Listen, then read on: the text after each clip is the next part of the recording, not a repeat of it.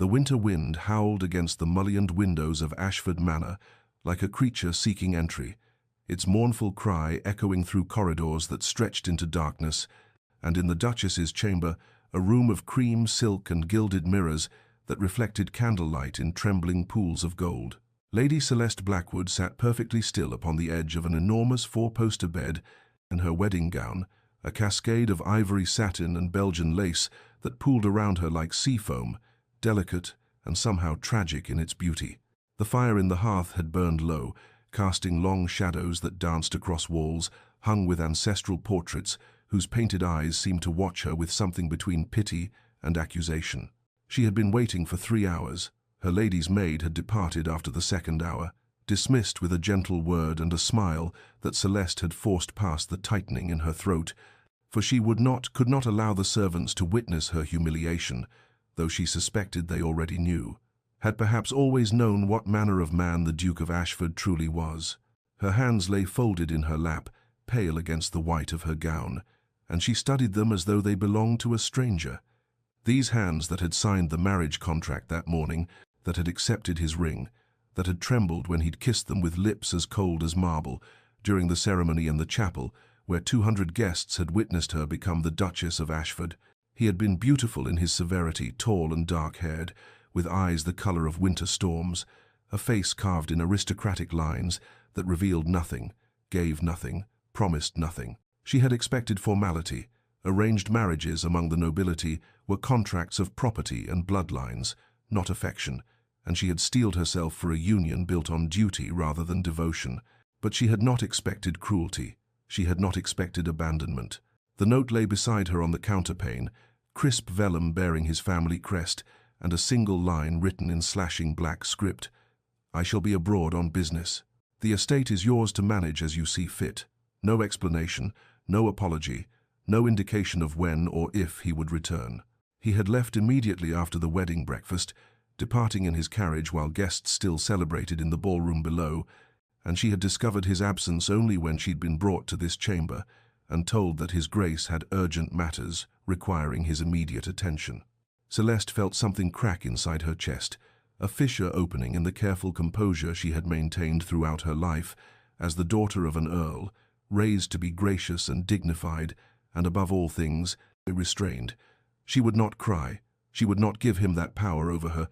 though her eyes burned with the effort of holding back tears and her throat ached with swallowed grief. Outside, the wind continued its assault upon the ancient stones of Ashford Manor, and somewhere in the vast emptiness of the house, a clock struck midnight, each chime falling like a hammer blow against her heart, marking the end of her wedding day and the beginning of a loneliness she had never imagined possible. Weeks passed in the sprawling emptiness of Ashford Manor, each day a careful performance of dignity enacted before servants who moved through the corridors with pitying eyes and hushed voices that fell silent whenever she appeared, and Celeste discovered that loneliness in a house filled with people was perhaps the cruelest form of solitude. She rose each morning at precisely 7 o'clock, dressed in the elegant gowns befitting a Duchess silk mourning, dresses in shades of dove grey and pale blue that seemed to echo her melancholy, and took her breakfast alone in the vast dining room, where the table could seat 30 but held only her single place setting at one end, a small island of china and silver in an ocean of polished mahogany. She walked the grounds when weather permitted, her footsteps echoing through formal gardens, where winter roses bloomed in defiant beauty, their petals pale against thorned stems, and she found herself drawn to the wilder edges of the estate, where overgrown paths led to abandoned follies and forgotten grottos, places that matched the desolation in her heart. The estate itself was magnificent in its melancholy, a sprawling Gothic revival manor set among ancient oaks and rolling parkland, its grey stone facade adorned with gargoyles and intricate carvings that seemed to judge all who passed beneath them, and she spent hours in the portrait gallery studying the faces of Ashford ancestors, searching for some clue to her husband's nature in the stern countenances of his forebears. She tried to understand his cruelty, turned it over in her mind like a puzzle she might solve if only she examined it from the correct angle. Though no answer came, only the echo of that single devastating note and the memory of his cold eyes that had looked through her rather than at her during their wedding ceremony. She had expected an arranged marriage to be loveless, had prepared herself for formality and distance and the sort of polite partnership her own parents had maintained. But she had not anticipated this absolute rejection, this complete negation of her existence, as though he had married a ghost rather than a woman. Her pride would not allow her to return to her family's estate, to arrive at her father's door like a defeated child, seeking comfort, for what could she tell them that would not increase their shame, that the Duke of Ashford, one of England's most powerful peers, had found her so lacking that he could not bear even a single night in her presence. The servants whispered, of course, though they attempted discretion, and she caught fragments of speculation in darkened hallways that His Grace had a mistress abroad, and that the marriage had been made under duress, that there was some dark secret in the Ashford bloodline that prevented normal marital relations, and each whispered theory cut like glass. Though she maintained her composure, smiled graciously, issued household instructions with calm authority, played the role of duchess while feeling like an impostor in borrowed clothes. At night, alone in her chamber, she sometimes stood before the window overlooking the moonlit grounds and wondered what she had done to deserve this peculiar punishment, this marriage that was somehow worse than no marriage at all, and the estate stretched before her like a beautiful prison, its melancholic grandeur a mirror to the desolation blooming inside her chest. 6 weeks after her abandonment, Celeste forced herself to attend Lady Pemberton's spring assembly, arriving at the grand London townhouse in a gown of pale lavender silk that made her feel like a wraith drifting through rooms filled with laughter and music, and the glittering social world that suddenly seemed foreign after her isolation at Ashford Manor, and she endured the pitying glances and hushed whispers with her head held high, smiling graciously even as she felt herself fracturing beneath the weight of so many curious eyes. She stood near the refreshment table, a glass of champagne untouched in her hand, preparing to make her excuses and retreat to the safety of her empty estate, when a voice beside her said with genuine warmth, "Your Grace, I must confess that lavender suits you far better than the rather severe painting of you I saw in the portrait gallery at Ashford, though I suppose no artist could truly capture the particular shade of resilience in your eyes." She turned to find Lord Nathaniel Hartley bowing over her hand, his touch gentle and brief,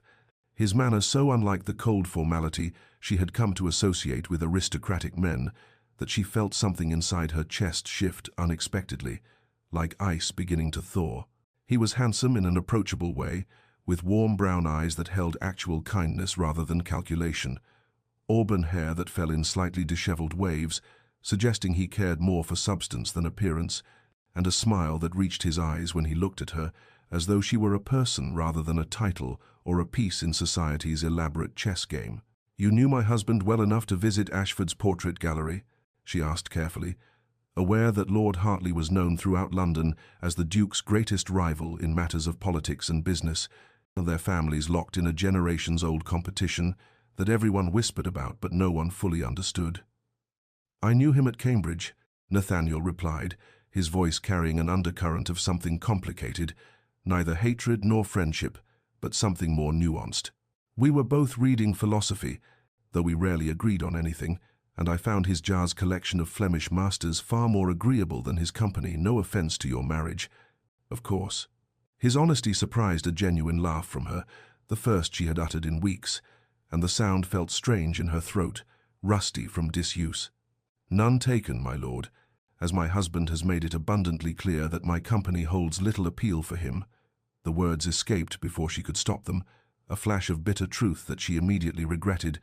but Nathaniel's expression shifted to one of such genuine concern that she felt tears threaten for the first time since that terrible wedding night. "Then your husband is a greater fool than even I credited him for being," he said quietly, and there was no mockery in his tone, no attempt at seduction, only a simple statement of fact, delivered with such sincerity that Celeste felt something dangerous bloom in her chest, the tentative possibility of friendship, of being seen and valued by someone when she had begun to believe herself invisible. They spoke for an hour in that corner of the ballroom, discussing literature and travel and the ridiculous fashions of the season, and when he requested permission to call upon her at Ashford Manor, she found herself agreeing, despite the whispers she could already hear swirling around them, because for the first time since becoming the Duchess of Ashford, she felt like Celeste again, like a person whose thoughts and opinions mattered to someone, and she clung to that feeling like a drowning woman grasping at driftwood in a storm-tossed sea. Months passed in a peculiar dance of propriety and growing intimacy, as Lord Nathaniel Hartley became a regular presence at Ashford Manor, arriving each week with various pretenses: a book he thought she might enjoy, news of mutual acquaintances in London, questions about the estate's renowned rose gardens that he claimed to wish to replicate at his own property, and Celeste found herself anticipating his visits with an eagerness that both comforted and troubled her in equal measure. They walked the winter gardens together, as frost transformed the landscape into something ethereal and strange, their breath visible in the cold air as they discussed poetry and politics and the absurdities of social convention, and she discovered that he possessed a mind as sharp as any she had encountered, unafraid to challenge her opinions while respecting her intelligence in a way that felt revolutionary after a lifetime of men who expected her to simply smile and agree. He noticed details that others overlooked: the way she favored her left hand when arranging flowers, her preference for walking the eastern path where morning light filtered through the bare branches, the slight tension that appeared in her shoulders whenever someone mentioned the Duke. And these small observations made her feel seen in a way she had never experienced, as though he were carefully sketching her portrait in his mind, capturing nuances that even she had not recognized in herself. She told him things she had never voiced aloud, about her childhood dreams of traveling to Italy to see the great Renaissance paintings, her secret pleasure in Gothic novels that society deemed inappropriate for ladies, her frustration with the endless performance required of her position, and he listened with complete attention, never dismissing or diminishing her thoughts, responding with his own vulnerabilities about the weight of family expectations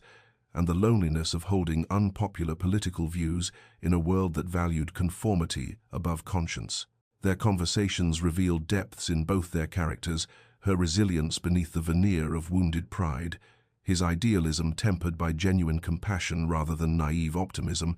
and she found herself laughing again, genuine laughter that rose from her chest unbidden, particularly when he mimicked the pompous Lord Wetherby's theatrical speeches in Parliament or recounted absurd stories from his travels on the continent. Yet always there was the shadow of her absent husband, the weight of vows spoken before God and witnesses, and she felt herself caught between two impossible positions: loyalty to a man who had abandoned her without explanation, and the warmth of a present companion who made her feel alive for the first time since her wedding night. Nathaniel brought her small gifts with each visit, never anything that could be construed as inappropriate, but tokens that showed he understood her: a first edition of a novel she had mentioned, loving, sheet music for a melancholy sonata she had heard once and mourned never finding again, a watercolor sketch of the estate's gardens that captured their wild beauty, and each gesture carved deeper into the defenses she had built around her heart. She tried to maintain distance, reminded herself constantly of propriety and duty and the sanctity of marriage vows, but she felt herself thawing from the isolation that had frozen her since becoming the Duchess of Ashford, like spring gradually overtaking winter's grip, and she could not determine whether this thawing was salvation or the beginning of an even more profound devastation. As autumn arrived and painted the estate in shades of amber and crimson, Celeste found herself standing at a precipice she had not intended to approach, the friendship with Lord Nathaniel Hartley having evolved into something far more dangerous than pleasant companionship, and she knew it. The evening he arrived with a leather-bound first edition of Dante's Inferno, knowing somehow that she had been searching for this particular translation for years, and when their fingers brushed as he handed her the volume, she felt an electric current run through her body that had nothing to do with simple gratitude and everything to do with the way he looked at her as though she were the only woman in England whose happiness mattered. Their evenings in the library became a ritual she both craved and feared, the two of them seated in wing-back chairs before the fire, discussing philosophy and literature with an intensity that felt more intimate than any physical touch, and she discovered that he challenged her intellectually in ways she had never experienced, arguing passionately about Rousseau's theories of natural man or debating the merits of Gothic versus Romantic poetry, his face animated with genuine enthusiasm when she countered his points with her own carefully constructed arguments. He brought her sheet music for melancholy sonatas that matched the ache in her chest, pieces by Chopin and Schumann that seemed composed specifically for lonely autumn evenings, and sometimes she would play while he sat listening, and the music became a conversation between them, more honest than words, expressing longings neither dared voice aloud. She found herself laughing at his dry observations about society's absurdities, genuine laughter that felt like sunlight breaking through clouds, and she caught herself thinking about him during the long hours when he was absent, wondering what book he was reading, or whether he had noticed the same spectacular sunset that had painted her solitary dinner in shades of orange and gold. Yet with each moment of joy came an equal measure of guilt, the weight of her wedding ring heavy on her finger as she smiled at another man's jokes, the echo of vows spoken in a cold church haunting her when she found herself anticipating Nathaniel's visits with an eagerness that felt like betrayal. She tried to maintain proper distance, insisted their meetings occur only in public rooms with servants present, never allowed herself to be alone with him in any situation that could be misconstrued, but emotional intimacy, she discovered, required no physical proximity to feel like infidelity, and she was building with him something her absent husband had never attempted to create. Her internal struggle became a constant companion, the voice of duty warring with the whisper of longing, and she would lie awake nights telling herself that friendship was not betrayal, that conversation and shared laughter did not violate her marriage vows, but her heart knew she was splitting hairs, passing definitions to justify the undeniable truth that she was falling in love with Lord Nathaniel Hartley while still bound by law and sacrament to a man who had abandoned her without explanation or mercy, and the knowledge that she stood on dangerous ground did nothing to stop her from taking one step closer to the edge each time. Nathaniel smiled at her as though she were worth cherishing. The whispers that had begun as speculation crystallized into open scandal as the London season progressed, and Celeste felt the weight of society's judgment, like a physical force pressing against her chest whenever she entered a ballroom. The conversations that stopped abruptly at her approach, the fans that rose to hide moving lips, the eyes that followed her with expressions ranging from pity to condemnation, and she understood with bitter clarity that the Tun had decided she was no longer simply the abandoned Duchess, but rather the fallen woman who had taken her husband's rival as a lover, regardless of the truth that nothing improper had occurred between herself and Lord Nathaniel beyond conversation and companionship. At Lady Pemberton's musicale, she endured pointed stares as Nathaniel sat beside her during a particularly moving performance of Beethoven's Moonlight Sonata, and though they maintained proper distance and spoke only of the music, she could feel the room's collective disapproval radiating toward them like heat from a fire, and could see in her peripheral vision the dowagers leaning together to share their censure, could hear in the sudden silence when she approached refreshments the verdict society had already rendered without benefit of trial or evidence. She defended their friendship when her sister-in-law visited with thinly veiled concerns, insisting with perhaps too much vehemence that Lord Hartley was merely a kind acquaintance who had shown her courtesy during her husband's absence, that nothing untoward had transpired, that she remained faithful to her marriage vows despite the Duke's abandonment. But even as she spoke the words, she questioned whether emotional infidelity was not its own form of betrayal, whether the fact that she dreamed of Nathaniel's smile and longed for his company and felt her heart lift at the sound of his voice in the entrance hall did not constitute a violation of the promises she had made before God. The strain of maintaining appearances while her internal world crumbled became exhausting. Each social engagement, a performance that required her to hold her head high while drowning in shame and confusion, to smile graciously while her reputation disintegrated around her, to pretend indifference to whispers that grew louder with each passing week. The confrontation came at the Duchess of Marlborough's ball, when Lady Thornbury, a woman known for her cutting tongue and delight in others' misfortunes, approached Celeste in the retiring room, where she had sought momentary refuge from the stares and speculation, and with a smile that held no warmth whatsoever, said in a voice loud enough for the other women present to hear,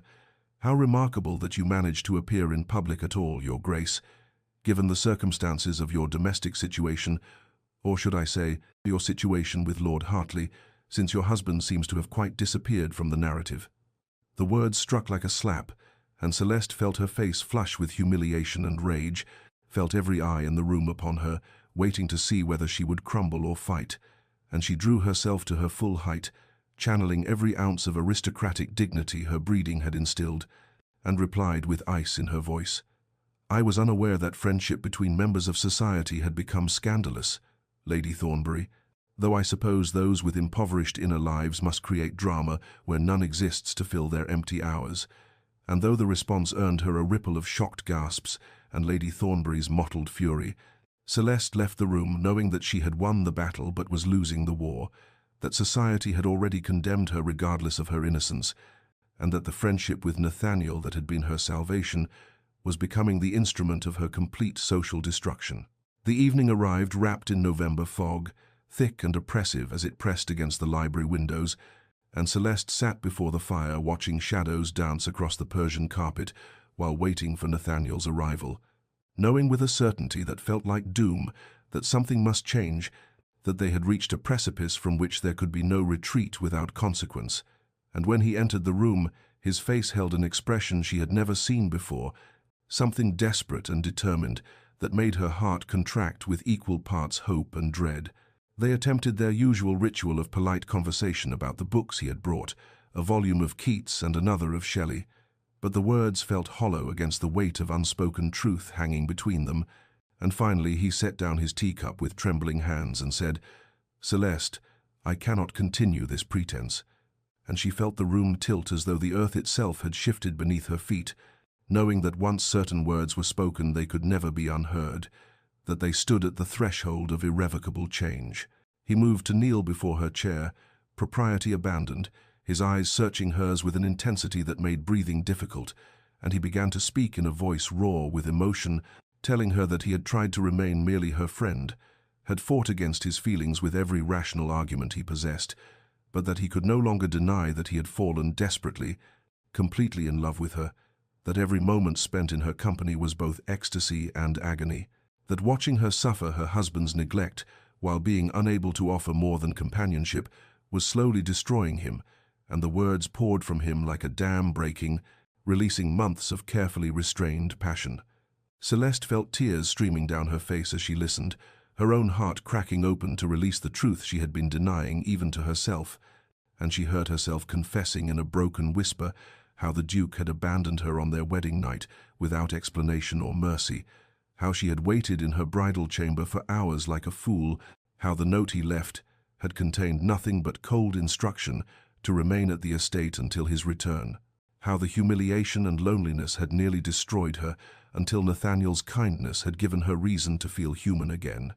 And as she spoke, the words she had never voiced to anyone, the pain of that abandonment fresh and devastating as the night it occurred, she felt Nathaniel's hands reach for hers with a tenderness that made her ache with longing. For one suspended moment, they remained frozen in that tableau, their faces inches apart, his hands holding hers as though she were something precious and fragile, and she could feel the pull between them like gravity, could see in his eyes that he wanted to kiss her, could feel her own body leaning toward him in surrender, and she understood with terrible clarity that she wanted him to, wanted to feel cherished and desired, wanted to know what it meant to be truly wanted by a man who saw her as more than a contractual obligation. Yet even as the impulse rose within her,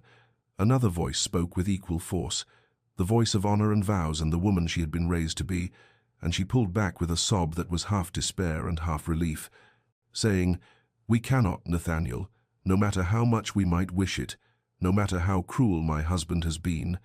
I am still his wife, still bound by vows I spoke before God, and I cannot betray those promises even if he has betrayed me in every way that matters." And she watched his face crumble with understanding and resignation, watched him release her hands and rise to his feet. He watched him turn away to compose himself before the fire. The silence that followed held all the weight of impossible love and necessary renunciation, and when he finally spoke again, his voice was carefully controlled, saying that he understood, that he honored her integrity even as it broke his heart, that he would withdraw from her life because his presence had become a torment to them both, and she wanted to protest, wanted to beg him to stay, but she knew he was right, knew that they had reached the end of what their friendship could be, without crossing into territory that would destroy her last shreds of self-respect.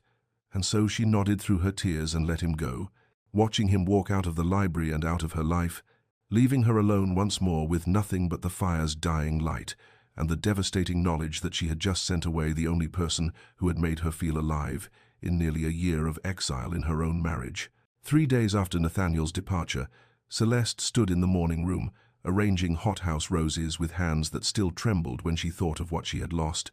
when the butler appeared in the doorway with an expression of carefully maintained neutrality and announced that His Grace the Duke of Ashford had returned and was currently in his study, and the crystal vase slipped from her fingers to shatter against the marble floor, sending water and petals cascading across her slippers, though she barely registered the mess, as shock and fury warred within her chest at the audacity of his return. Now, after nearly a year of silence and abandonment, after she had finally begun to piece together some semblance of existence in his absence, she found him standing before the fire in the study that had remained locked since his departure, his broad shoulders rigid beneath his traveling coat, his dark hair slightly longer than fashion dictated, and when he turned to face her, his expression held none of the cold indifference she remembered from their wedding day, but rather something that looked almost like anguish, before his features shuttered into aristocratic neutrality, and he offered a slight bow that seemed to mock the intimacy that should have existed between husband and wife. Their initial exchange consisted of brittle pleasantries that barely concealed the chasm between them, his inquiries about her health and the estate's management answered with icy politeness that gave no hint of the devastation his absence had wrought, and she observed with bitter satisfaction the tension that crept into his jaw when she mentioned that Lord Hartley had been kind enough to provide company during the long months of her isolation,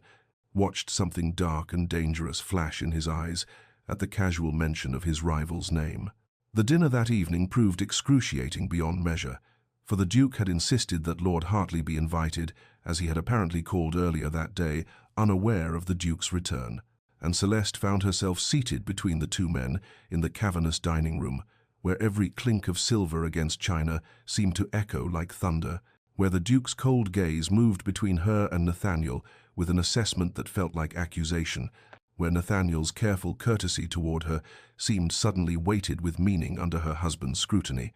She watched the Duke observe how Nathaniel knew without asking that she preferred wine to ratafia, how he referenced conversations they had shared about poetry and philosophy, how his smile toward her held a warmth and familiarity that spoke of intimacy, even if their friendship had remained technically proper, and she could see her husband's fingers tightening around his wine glass until she feared the crystal might shatter, could see the muscle jumping in his jaw as he maintained rigid civility while clearly cataloguing every gesture and glance that passed between his wife and the man who had been her sole comfort during his absence. Celeste felt caught in a vice of impossible emotions, rage at her husband for abandoning her and then returning with what appeared to be jealous outrage, guilt over the depth of feeling she had developed for Nathaniel, even though nothing improper had occurred, and a strange, unbidden awareness of her husband as a man rather than merely the cold stranger who had left her alone on their wedding night, and she understood with sinking certainty that everything was about to become infinitely more complicated than the simple loneliness she had learned to survive. The confrontation came the morning after that terrible dinner, when Lord Hartley had barely departed and the household still thrummed with uncomfortable tension, and the Duke summoned Celeste to his study with all the imperious authority of a man who had never questioned his right to command. Though she entered the room with her spine rigid and her chin lifted in defiance, determined not to be cowed by the husband who had forfeited any claim to her obedience through his abandonment. He stood before the windows overlooking the frost-covered gardens, his silhouette dark against the pale morning light, and when he turned to face her, his expression held such cold fury that she felt her breath catch despite her resolve to remain unmoved, and he spoke in a voice like ice shattering, demanding to know the nature of her relationship with Lord Hartley, whether she had made him a cuckolded fool, whether the servants' whispers he had already heard were founded in truth or mere speculation, and each word struck like a physical blow, even as rage began to build within her chest at his audacity. She felt something break inside her then, the careful control she had maintained for nearly a year, fracturing under the weight of injustice too great to be borne in silence, and she heard herself speaking in a voice that shook with fury and pain, telling him that he had abandoned her on their wedding night without explanation or mercy, that he had left her alone in a strange house among strange servants, while society whispered about the unwanted bride, that Lord Hartley had been the only person to show her basic human kindness in the endless months of isolation he had imposed upon her, and she watched his face change as she spoke, watched something like shock replace the accusatory anger, but she could not stop the words that had been dammed up for too long. She told him that while her friendship with Nathaniel had been improper only in the eyes of those determined to see scandal, it was also the sole thing that had kept her from complete despair, that she had done nothing to be ashamed of, though God knew she had been tempted, that if he sought to cast blame for any impropriety, he might look first to his own cruelty in abandoning a bride who had come to him innocent and hopeful, despite the arrangement that had forced their union, and she saw him flinch as though she had struck him, saw his hands clench at his sides as he struggled with some internal battle she could not comprehend. The Duke's response came in a voice stripped of its earlier coldness, replaced by something raw and almost anguished, and he said that he had not abandoned her out of cruelty, but rather out of a terrible misunderstanding, that he had believed on their wedding day that she was in love with another man, that he had seen her weeping before the ceremony, and heard her whisper to her companion about loving someone she could never have, that he had thought himself shackled to a woman who would despise him forever for preventing her happiness, and that he had left to spare them both the agony of living together under such circumstances, and Celeste stared at him in dawning horror as she realized he spoke of her childhood friend Margaret, to whom she had been confiding her fears about the arranged marriage itself, not about any lost love. The silence that descended upon them held the weight of wasted months and mutual suffering born from assumptions never questioned, and Celeste felt tears streaming down her face as she recognized the tragic absurdity of their situation, how they had both been wounded by pride and miscommunication, how easily everything might have been different if either had possessed the courage to speak plainly. And she saw her own anguish reflected in her husband's eyes, as he too understood what they had lost, though the chasm between them felt too wide to bridge, the damage too deep to heal through simple explanation. Into this terrible moment of revelation came a knock at the door, and Lord Hartley entered with a dignity that seemed to fill the room, and he spoke directly to the Duke, saying that he had come to make clear that the Duchess had behaved with nothing but complete propriety throughout their acquaintance, that if anyone's honor had been compromised, it was his own for allowing his feelings to grow beyond what friendship should permit,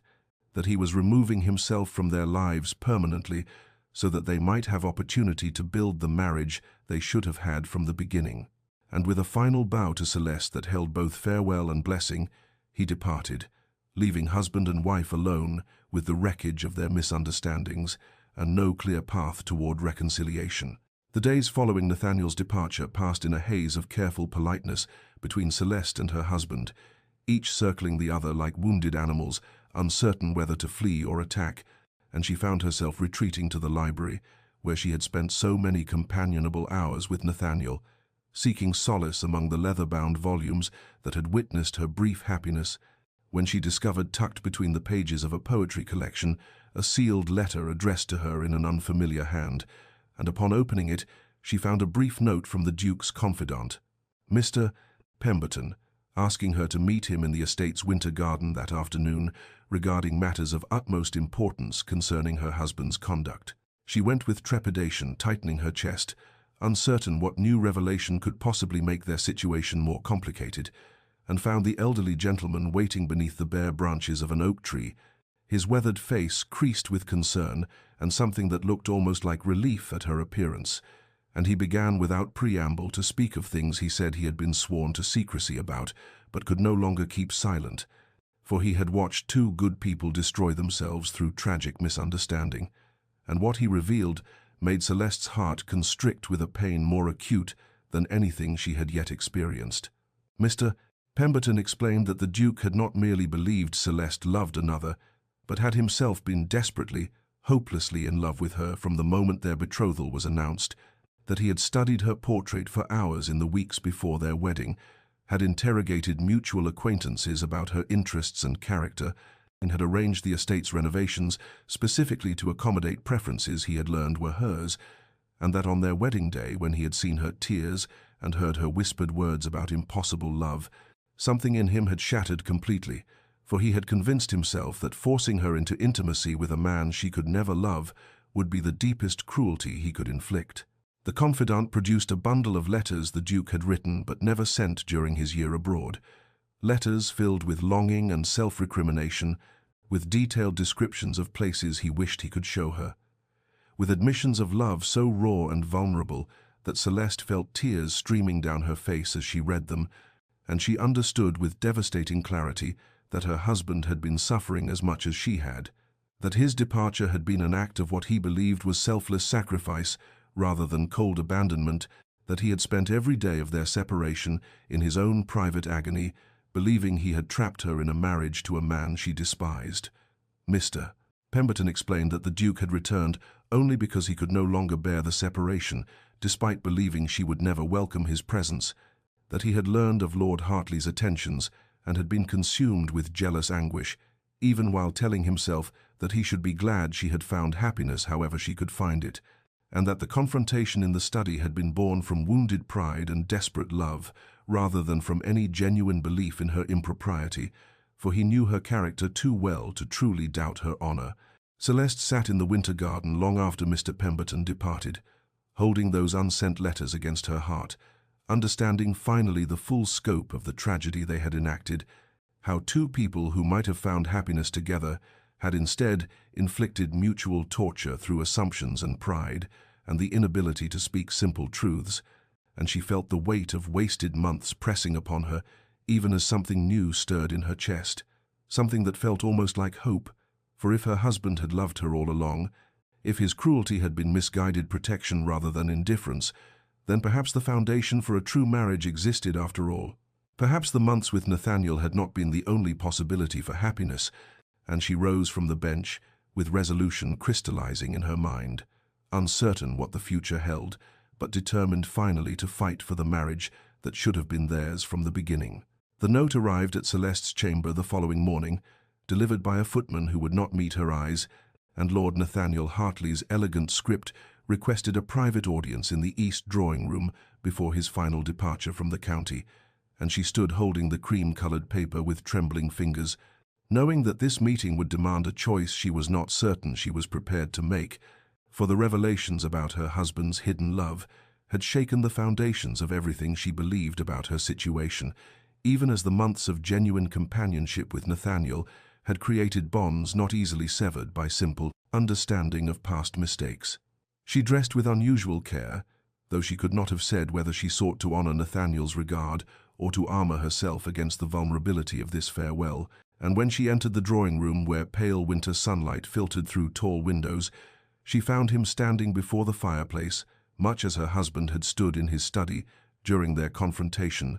but where the Duke had radiated cold fury, Nathaniel's posture spoke only of resignation and a sorrow that made her heart constrict with answering pain. He turned at her entrance, and the expression on his face held such naked longing that she nearly fled the room, but he gestured to the settee with perfect courtesy and waited until she was seated before speaking, in a voice rough with suppressed emotion,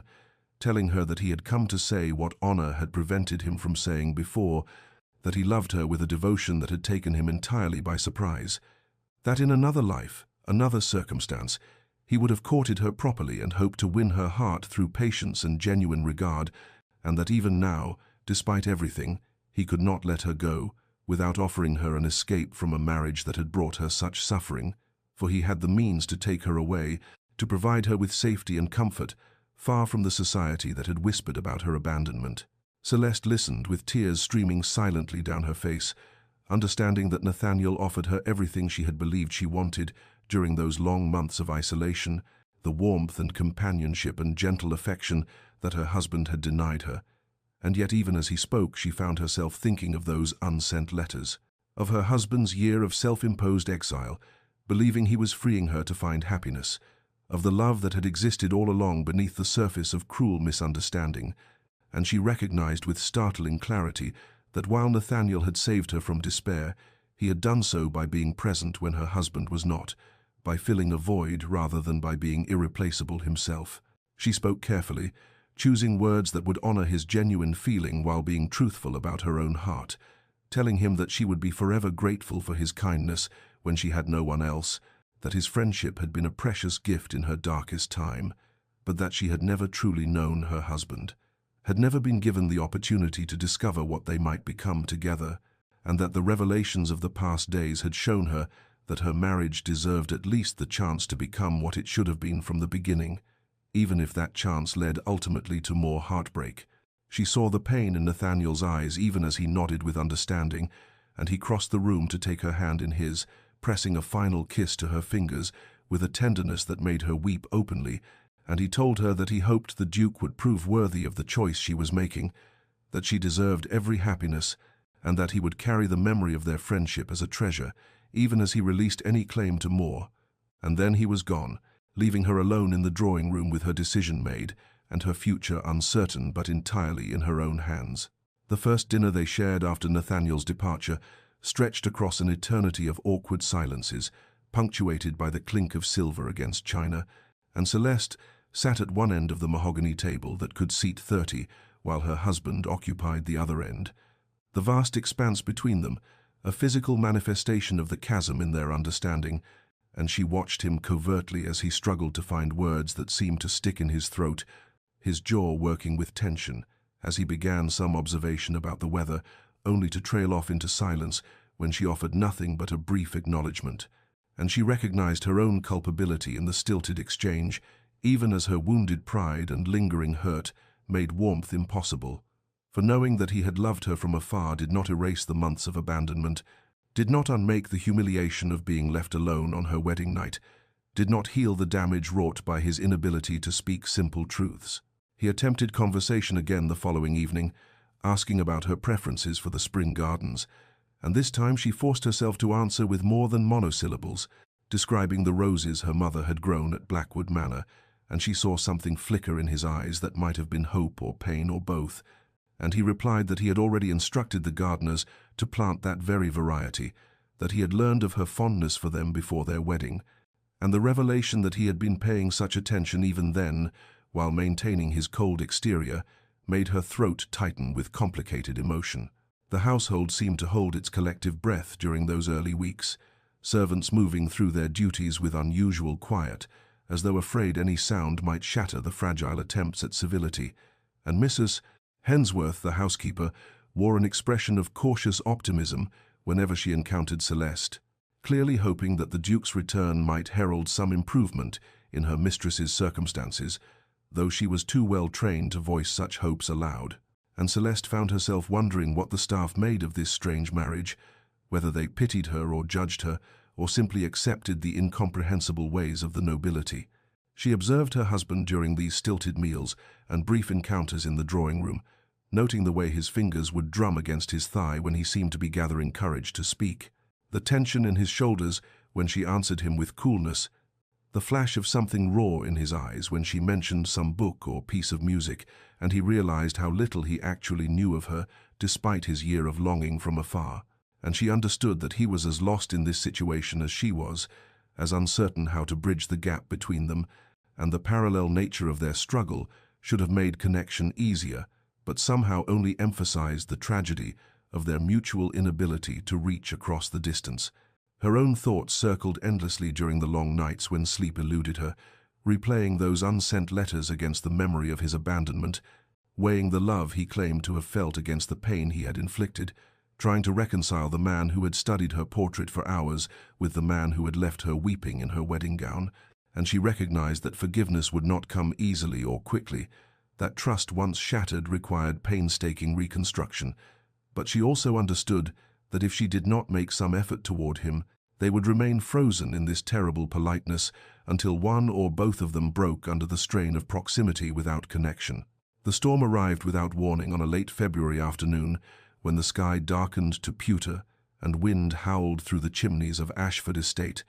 and Celeste had retreated to the library, seeking solace in books as she so often did during these difficult weeks, settling into the window seat with a volume of poetry she could not seem to concentrate upon, and she did not hear her husband enter until thunder cracked so violently that she startled and looked up to find him standing near the doorway, watching her with an expression she could not quite decipher in the strange greenish light that preceded the deluge. He asked if she minded his presence with such careful formality that it hurt something in her chest, and she gestured to the chair near the fire in silent permission, returning her gaze to the page, though she absorbed nothing of the words, too aware of him settling into the leather wingback, of the sound of rain beginning to lash against the windows, of the peculiar intimacy of being trapped together by the weather's violence when they had been so studiously avoiding prolonged proximity. They sat in silence for perhaps half an hour, the only sounds the crackling fire and the storm's fury, and gradually Celeste felt some of the tension leave her shoulders, for there was something almost peaceful in this shared quiet. No expectation of conversation to navigate or stilted pleasantries to exchange. Just two people sheltering from the tempest, and when she glanced up from her book, she found him staring into the flames with such profound sorrow on his unguarded face that she felt her anger waver for the first time since his return. He must have sensed her regard, because he turned toward her and their eyes met across the shadowed room, and he spoke then in a voice barely audible above the storm, telling her that he knew she had every right to despise him, that his actions had been unforgivable regardless of his intentions, but that he needed her to understand that he had never meant to cause her such pain, that his own upbringing had taught him nothing of how marriages could be, except what he had witnessed in his parents' cold arrangement, where his mother had wept quietly for years over his father's indifference, and his father had retreated into icy formality to avoid the messiness of emotion. She set down her book and listened as he continued with halting words, explaining that he had watched his mother waste away, loving a man who could not love her back, had vowed never to trap a woman in such suffering, and when he had believed she loved another, he had thought himself noble in leaving her free, rather than forcing her to endure a husband's unwanted attentions. And she heard in his voice the echo of old wounds, of a child who had learned that love brought only anguish, of a man who had convinced himself that absence was kindness. The vulnerability in his confession cracked something open in Celeste's carefully maintained defenses, and she found herself speaking for the first time, not from anger, but from a tentative desire to understand, asking him how he could have believed she loved another when she had barely known him before their wedding. And he admitted that he had seen her laughing with her childhood friend at the betrothal announcement,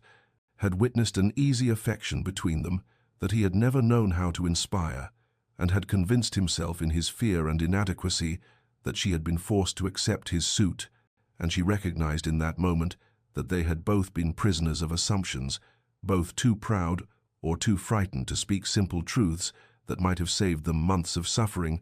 And while her anger did not vanish, it became something more complex, tempered by this glimpse of the wounded man beneath the cold duke. And when lightning illuminated the library, she saw in his eyes, not the ruthless aristocrat who had abandoned her, but a lost soul who had never learned that love required presence rather than protection through distance. The thaw came gradually, like the slow retreat of winter into spring, measured not in dramatic declarations, but in accumulated moments of tentative connection that built upon each other across the weeks that followed the storm's revelation. And Celeste found herself agreeing to morning rides across the estate grounds when her husband suggested them with careful diffidence, both of them mounted on horses side by side, as mist rose from the meadows and their breath formed clouds in the cold air. And during these rides, they spoke of simple things at first, observations about the land and the tenants and the slow preparation of the earth for planting, but gradually the conversations deepened into exchanges about books they had read and places they had traveled, and memories from childhood spent in such different circumstances, and she discovered that he possessed a dry humor that emerged in unexpected moments, a wry observation about the pretensions of society, or a self-deprecating comment about his own inadequacies that made her lips curve despite her lingering wariness. He began joining her for breakfast, a meal she had long taken alone in the morning room, and she noticed how he observed what she preferred, how jam appeared that matched her favorite flavors, and tea was prepared exactly to her taste without her needing to request it, small considerations that might have seemed trivial to others, but which she recognized as evidence of attention and care. His way of learning her through action when words still came with such difficulty,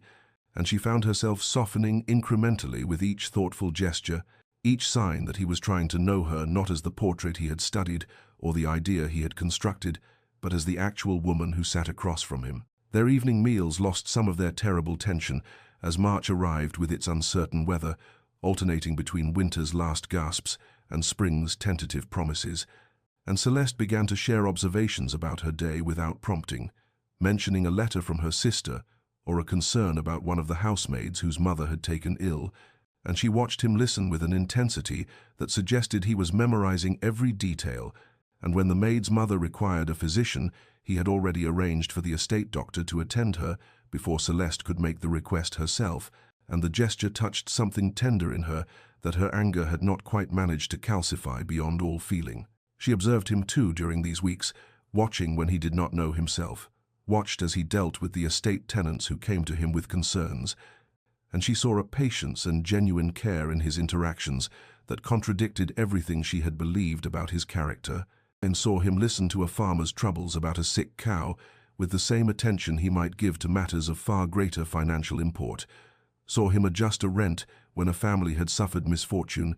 and she began to understand that the cold duke who had abandoned her was only one facet of a far more complex man, that beneath the aristocratic reserve lay depths she had never been given the opportunity to explore,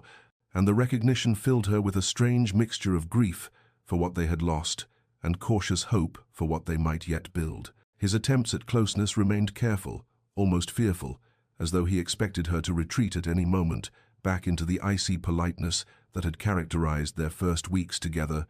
and she saw in his hesitation both respect for her boundaries and a vulnerability that matched her own, for they were both wounded creatures attempting to trust again after betrayal, both uncertain whether the ground between them would hold their weight or collapse into the chasm that had separated them for so long. And in the slow accumulation of mornings and evenings and small kindnesses, Celeste felt the first real stirrings of possibility, the sense that perhaps they might yet salvage something genuine from the wreckage of their beginning. Celeste had not been able to sleep that night in late March when the moon was full and cast silver light across her chambers, her mind restless with thoughts of the man who was her husband, yet still felt like a careful stranger, and she had risen from her bed wrapping a shawl around her shoulders against the lingering chill, and wandered through the quiet corridors of Ashford Estate, seeking the library where she so often found solace, not expecting to find the Duke already there, standing by the tall windows, looking out at the moonlit gardens, with such desolation in his posture that she nearly retreated before he turned and saw her, his expression shifting through surprise and something that looked almost like relief before settling into careful neutrality as he asked if he had disturbed her rest by his presence. She shook her head and admitted that sleep had eluded her, moving into the room with hesitant steps, and for a long moment they stood in the moon-washed darkness, neither speaking nor retreating, until he began to talk in a voice so raw it seemed torn from some deep wounded place, telling her that he could not sleep either, for the self-loathing that plagued him whenever he closed his eyes, that he saw her face from their wedding night, waiting for a husband who never came, and the knowledge of what he had done to her ate at him like poison, that he had convinced himself his absence was noble, when in truth it had been cowardice, born of fear that he could never be enough for her, never inspire in her anything beyond duty and resigned tolerance. The words came faster then, as though a dam had broken. His admission that he had loved her from the moment he first saw her at a ball months before their betrothal, but had never believed someone like her could love someone like him, cold and inadequate and damaged by a childhood where affection was weakness and vulnerability was punished, and he had run rather than face the slow death of watching her realize she had been trapped with a man incapable of making her happy. And Celeste felt tears streaming down her face as she listened to this confession, felt the rage she had carried for so long finally find its voice as she moved toward him with trembling hands and struck his chest with her fists, demanding to know how he could have been so cruel in his supposed kindness, how he could have left her to believe herself so worthless that her own husband could not bear to stay even one night, how he could have stolen from her the chance to choose whether she could love him by making that choice for her through his abandonment. He accepted her blows without defending himself, let her rage wash over him with tears now streaming down his own face,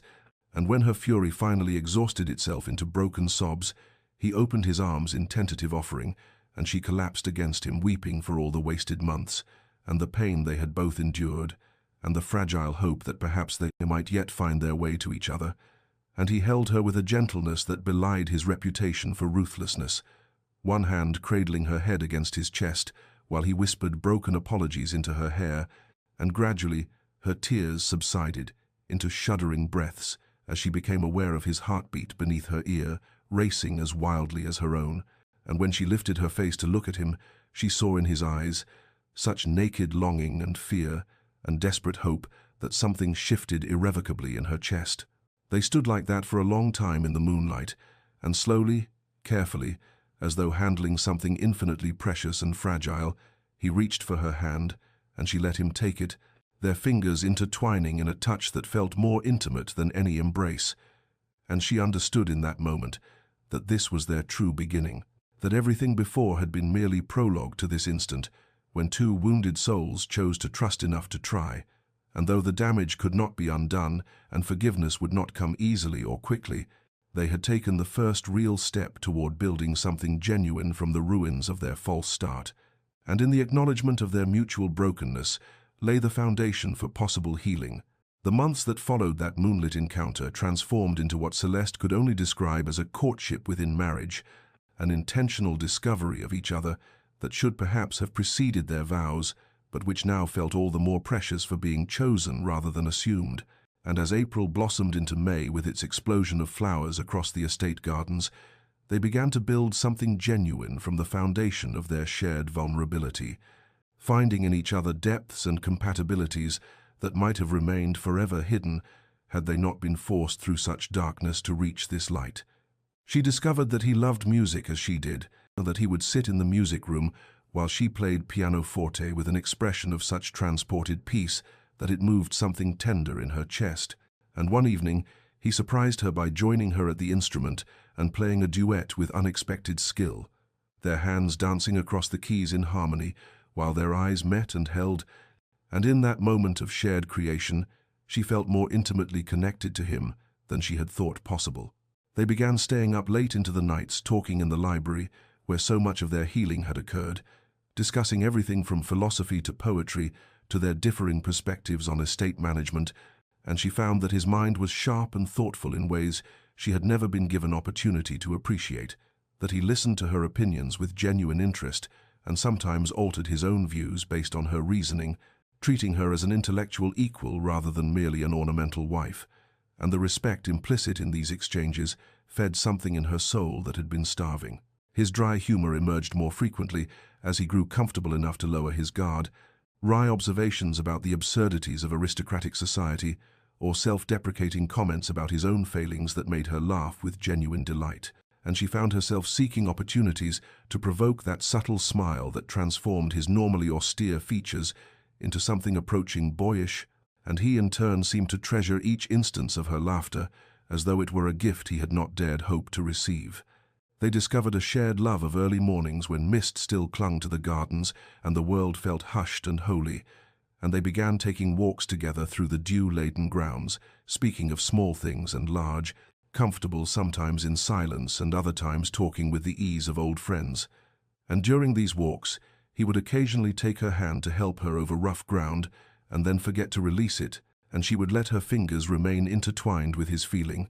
the warmth of his skin against hers, and the rightness of such simple contact. The physical attraction that had always simmered beneath the surface began to build naturally from their emotional connection. Charged glances held a moment too long across the dinner table, the brush of shoulders when they sat together reading, the way her breath would catch when he stood close enough that she could smell the sandalwood soap he favored, and she saw in his eyes that he felt it too. This growing desire that was no longer merely physical, but rooted in genuine affection and deepening love. Yet he remained patient,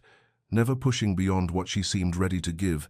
allowing her to set the pace of their physical reconciliation as he had allowed her to set the pace of their emotional one. By the time summer arrived in full glory, they had been transformed by patience and intentional care, both of them different people than they had been on that cold wedding night.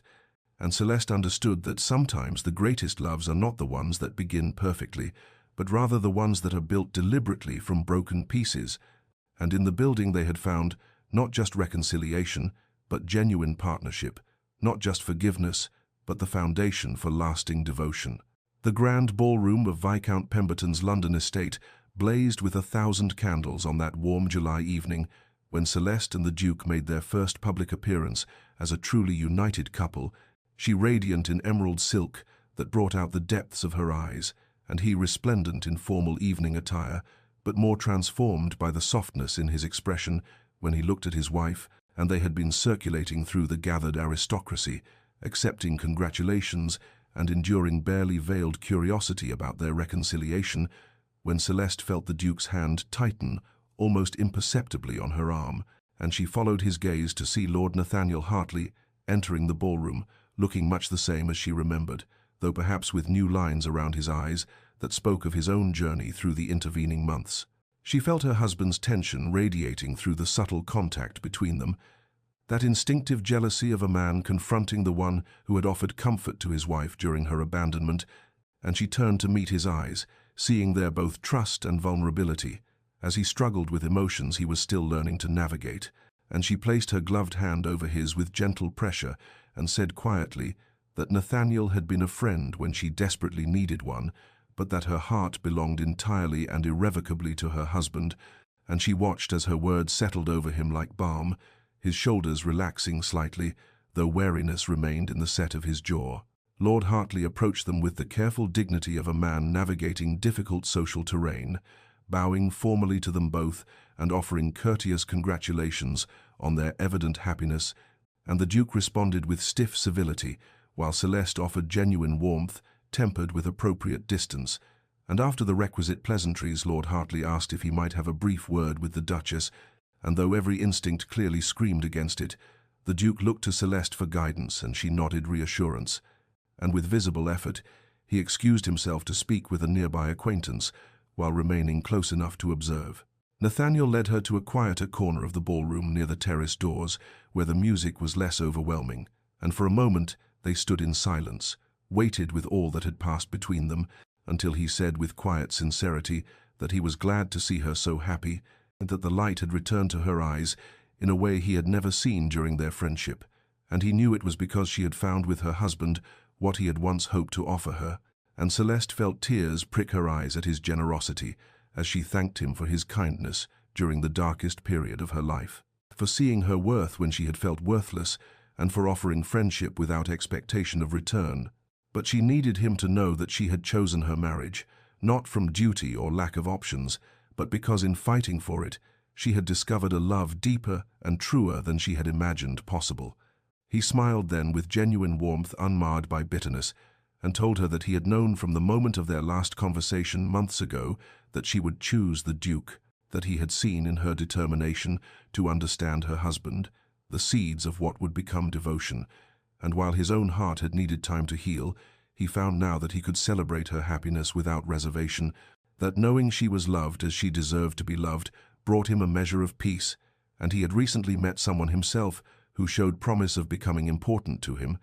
and Celeste clasped his hands briefly in farewell, grateful for this closure that released them both from the ghost of what might have been. When she returned to her husband's side, he searched her face with anxious eyes, and she smiled at him with such open affection that his expression transformed into relief and something fiercer, and he took her hand and led her onto the dance floor, where they moved together in perfect synchrony, and she knew that the past had finally been laid to rest, and the future stretched before them bright with promise and hard-won joy. They returned to Ashford Hall in the quiet hours of that August night, the carriage ride home from London, filled with charged silence, and the occasional meeting of eyes that spoke of desires, long deferred and finally ready to be fulfilled, and when they entered the estate, it felt transformed from that cold monument to isolation. It had once been into something alive with possibility,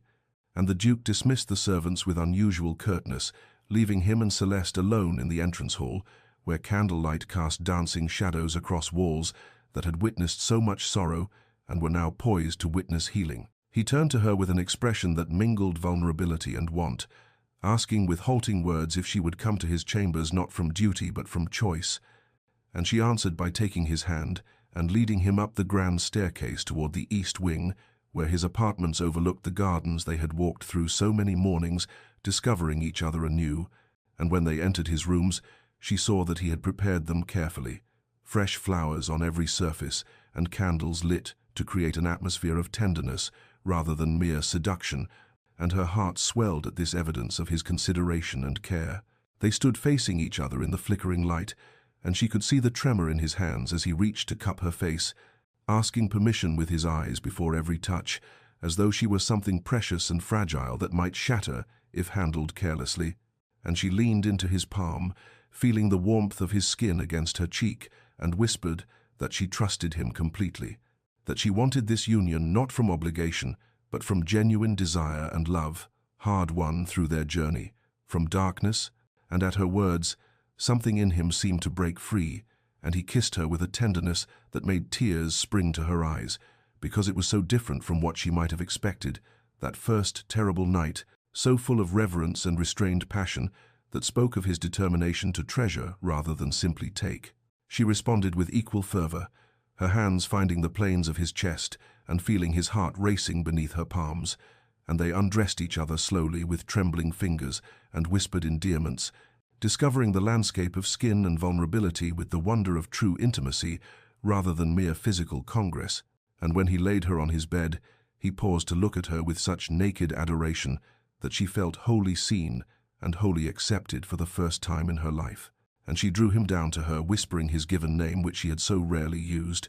and their coming together was a meditation on healing and connection, every touch and kiss an act of love rather than conquest, every shared breath a prayer of gratitude for second chances and hard-won understanding. Afterward, they lay entwined in the darkness, speaking in hushed tones about everything and nothing, and he told her that he loved her with a depth that terrified him in its intensity, that she had become the axis around which his entire world revolved, and she confessed that she had fallen in love with the man he truly was beneath the defensive walls he had built, from years of believing himself unworthy of genuine affection, and they both wept tears of joy and release, knowing that they had finally consummated not just their marriage, but the profound partnership they had built from the ashes of their disastrous beginning. And as dawn began to paint the sky with rose and gold, they made love again, with the easy intimacy of those who know themselves truly joined in body and soul and spirit, the transformation from abandonment to devotion finally complete in every way that mattered. 5 years had transformed Ashford Hall from that echoing monument to sorrow into something alive with joy and warmth. The spring afternoon, golden with sunshine that poured through windows thrown open to admit the scent of blooming roses and the sound of children's laughter from the gardens below. And Celeste stood at the nursery window, watching her 3 children at play in the maze, where she and their father had once walked in awkward silence, learning to trust each other, and now 7-year-old Edmund chased his younger sisters, Catherine and Elizabeth, through the hedgerows, with the uninhibited delight of a child who had never known anything but love and security, their nurse following at a discreet distance, allowing them freedom within safe boundaries. She felt warm arms encircle her waist from behind, and leaned back against her husband's chest, with the easy intimacy of lovers who had earned their devotion through patience and pain, and he pressed a kiss to her temple, murmuring that he had escaped from the endless correspondence in his study to find her, because an hour without her presence felt like deprivation, and she turned in his embrace to see the softness in his eyes that had replaced the cold wariness of their early days. The lines around his mouth now formed from laughter rather than bitterness, and she marveled, as she often did, at how completely they had transformed from those wounded strangers who could barely speak to each other into partners whose connection ran soul-deep and unshakable. They watched together as Edmund helped little Elizabeth to her feet after a tumble, displaying the gentle protectiveness his father had modeled for him, and Celeste reflected on how their children would grow up surrounded by the evidence of genuine love, never doubting that their parents treasured each other and them, never experiencing the cold formality that had poisoned her husband's own childhood and nearly destroyed their marriage before it could truly begin, and she felt his hand move to rest on her slightly rounded belly, where their 4th child grew, and he said with wonder in his voice that he still could not believe the richness of the life they had built from such devastating beginnings, that he woke some mornings, afraid it was all a dream, and he would find himself back in that self-imposed exile, having never had the courage to return and fight for her. She assured him, as she had countless times, that this was real, that they were real, that every day of their marriage now was a testament to the power of choosing love over fear and pride, and they had proven that even the most broken beginning could be transformed through vulnerability and forgiveness and the courage to try again, and she kissed him with the easy affection of a woman wholly secure in her husband's devotion, and together they descended to the gardens to join their children, and the sound of the Duke's deep laughter mingling with Celeste's lighter tones, and the delighted shrieks of their offspring echoed through the halls that had once known only silence and sorrow, and Ashford Hall stood warm in the afternoon sun, a living monument to redemption and the triumph of love over abandonment. Every room filled now with the evidence that darkness need not be permanent, and that patience and understanding could heal even the deepest of wounds. And as Celeste watched her husband swing their daughters into the air, while Edmund clung to his leg demanding attention, she knew with absolute certainty that their journey from that terrible wedding night to this moment of complete happiness had been worth every tear and every moment of doubt, because they had built something true and lasting from the ashes of their mistakes. That evening, after the children had been settled into their beds with kisses and whispered stories, Celeste and the Duke walked together through the gardens, where so much of their healing had taken place, the late spring air fragrant with jasmine and roses that climbed the ancient stone walls, and they paused at the bench where they had once sat in painful silence during those early days of tentative reconciliation,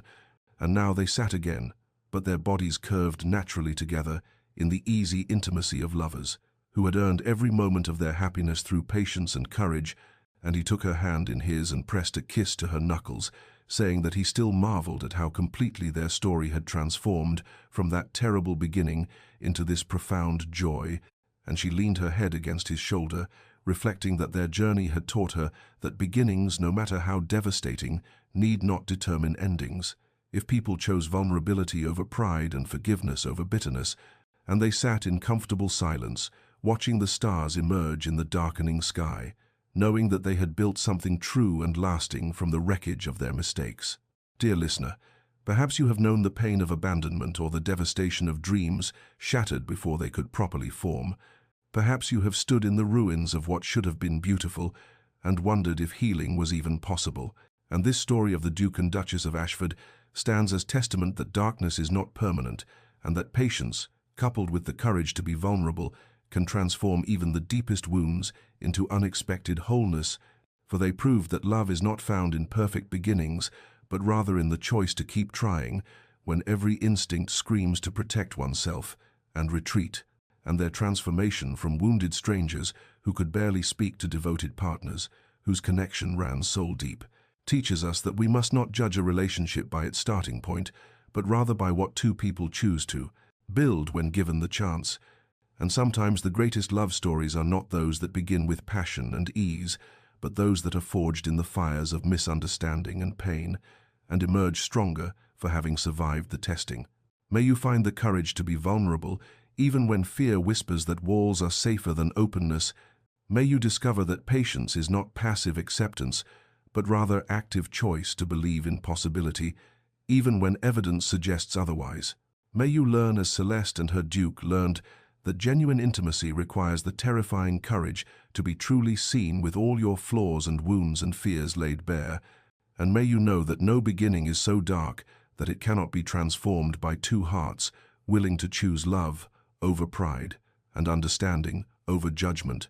And in your own relationships, whether just beginning or long established, may you remember that connection is built not in grand gestures, but in accumulated small moments of kindness and consideration, and the daily choice to see and treasure the person before you. And may you rest tonight in the peace of knowing that redemption is always possible, and that love earned through struggle is love that endures. If this story touched your heart, consider sharing it with someone who needs to hear that broken beginnings can become beautiful endings,